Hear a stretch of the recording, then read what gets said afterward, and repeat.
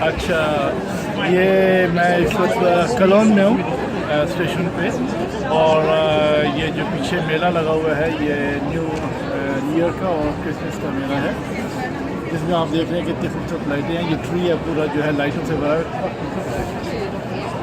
इंतहाई खूबसूरत है, बड़ी मेहनत से बनाया गया है। ह्यूज ट्री है ये। तो ये कलोन है यहाँ, तो मैं यहाँ पे ये मेला देखने आया हूँ हसन के साथ। It's very beautiful, isn't it? जब देखें जब